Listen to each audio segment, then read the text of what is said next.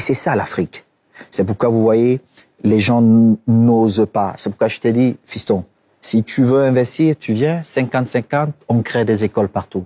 Si quelqu'un veut venir, et je vous invite à venir, on crée des salles de classe. On donne cette connaissance-là à ces jeunes. Ils doivent aller à l'école. Je sais bien ce que tu dis. On doit les donner l'opportunité. Ça montre tout simplement que l'objectif principal que tu as, c'est de transmettre. C'est de transmettre et de faire en sorte que l'Afrique évolue. Mais l'Afrique doit évoluer. Mais ça, c'est un travail d'équipe. Seul, tu peux pas y arriver à ça. Non, mais le continent, il est vaste. Même avec 2 personnes, tu arrives. Moi, j'ai pas d'heure. Hein. J'appelle mon secrétaire à 4 heures du matin. Je lui dis, écoute, hey, monsieur, tu ne m'as pas envoyé tel papier. Qu'est-ce qui se passe? Explique-moi.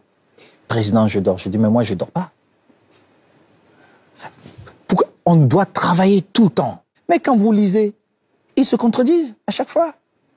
Et ça, c'est très dangereux. D'autres souffrent de ça. Parfois, des gens me disent, mais comment tu fais pour supporter tout ça? Mais parce que je sais où est la vérité. Tu n'as jamais eu envie de tout abandonner? Non, par exemple, évidemment, parfois tu as envie. Évidemment, plusieurs fois, j'ai envie d'abandonner. Et qu'est-ce qui te donne toujours envie de continuer? C'est pas ce que les autres disent qui peut me faire abandonner. Moi, le seul fait que je viens et que sur 600 ou 700 footballeurs que nous gérons, et que 2 me disent on reçoit correctement nos salaires. Parce que nous sommes partis de 0 à quelque chose. Parce que avant qu'on arrive à la fédération, c'était un groupe de potes qui gérait le football, qui se faisaient de l'argent. J'ai dit non, je suis footballeur. Je rentre dans ce monde politique, de gestion, il faut apporter autre chose. T'es le mieux placé pour savoir. Mais tu ne fais pas pour toi, c'est ça qu'il faut. Mais moi, j'ai pas de salaire à la fédération. Voilà. Tu touches pas de salaire à la fédération? Je n'en ai pas besoin. Et souvent, quand c'est difficile, je prends de ma poche, je mets dedans. Mais ça, les gens ne le savent pas. Mais j'ai pas besoin de dire aux autres. Oui, mais c'est important que les gens le sachent pour que ça change aussi peut-être l'image que les gens ont de toi. Je n'ai pas besoin de changer mon image. T'as pas besoin de ça. J'ai pas besoin de ça. Tout. Par contre, maintenant, la gestion du stress, c'est ça qui va faire le champion, c'est ça qui va faire la différence entre le champion et le mec très très bon à la salle. Ouais. Je voulais rebondir sur ça, Cédric. Par contre, moi, je n'étais pas stressé. Je te promets. Parce que c'est toi le prédateur. Mais c'est lui. C'est lui qui va attaquer. Je ne t'ai jamais stressé parce qu'il a peur de mourir. J'étais concentré. J'étais dans mon élément. C'est quoi ta définition du stress? Je vais te dire. Moi, quand j'arrivais peut-être... T'as jamais été stressé dans ta vie? Oui. Pour une compétition. Aujourd'hui, vu mes fonctions, je suis stressé parce que ça ne dépend plus de moi. Mon job, ma pression, c'est de tout faire pour que les joueurs soient bien. Ma pression, c'est de savoir qu'ils doivent voyager dans des meilleures conditions. Ils doivent dormir dans les meilleures conditions. Qu'il n'y ait pas de problème de prime. Coordonner toutes les équipes. Donc souvent, je suis dans les gradins, comme président, mais je perds 2 kilos. Mais je transpire. Parce que ça ne dépend plus de moi. Mais ce stress-là, tu l'avais pas en tant que joueur? Quand je jouais, non. Parce que ça dépendait de moi. Je vais te dire, j'arrive au vestiaire. Tu connais Kofi Olomide? Mon fidèle compagnon. Très bel artiste. J'avais ma vie. Kouloulé. Voilà.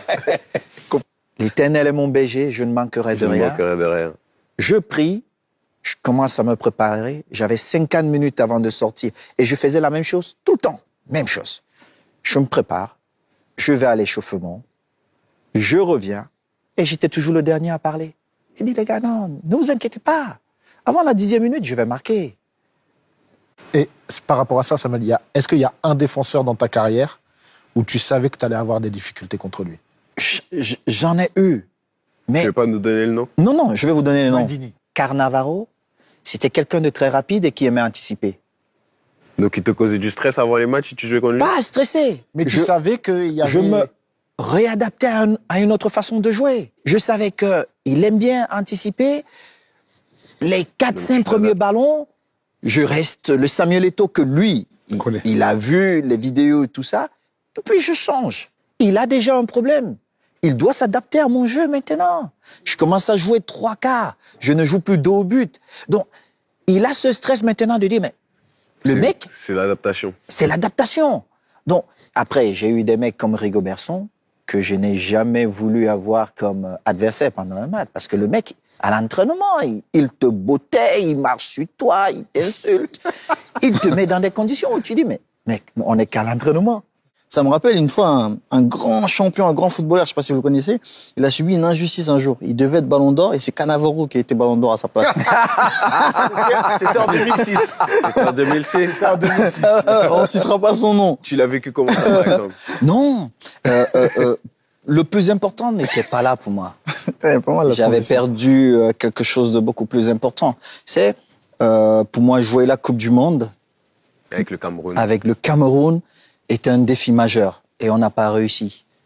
Et c'était dramatique parce que c'était à la dernière seconde. Je sais pas si vous vous rappelez. Moi, j'avais 6 ans. J'avais quoi, 5, 6 ans? On se rappelle très bien, Samuel, d'autant Ah oui. que Toi, l'Algérie tu a étais- perdu contre le Cameroun. Pareil, à la dernière seconde, on sait, ça fait mal. Très mal. Ça fait mal.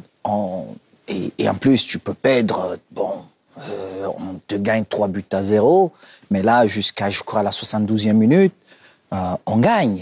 Tout est cool. L'Égypte ne joue pratiquement rien. Déjà que nous sommes allés en Côte d'Ivoire, on gagne dans un stade compliqué avec les Drogba, les Okora et autres. On passe devant la Côte d'Ivoire et on arrive où, normalement, on doit gagner. On se fait rattraper au score. On a un penalty, je crois, à la 94e ou 95e minute. Qui tire le penalty? Wemé, Non, mais c'est bon. il manque. Je te dis, c'était... Et ça aurait C'est été marrant pire, parce je que pense, quand j'ai maintenant. raté mon penalty en finale de Coupe du Monde, On a oublié. une des premières personnes à m'avoir appelé, c'était Samuel.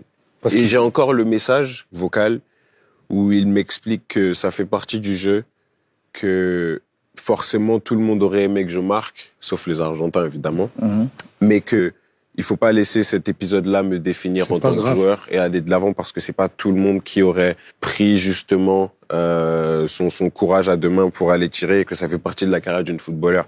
T'as raté des pénaltys? Ah, mais bien Peut-être sûr. pas. Et je vais te dire, j'ai manqué 2 penalties au cours d'un match, Le même. le même match Villarreal, et je devais être Pititi. Forlan me gagne d'un but. Je manque 2 penalties au cours de même match. Incroyable.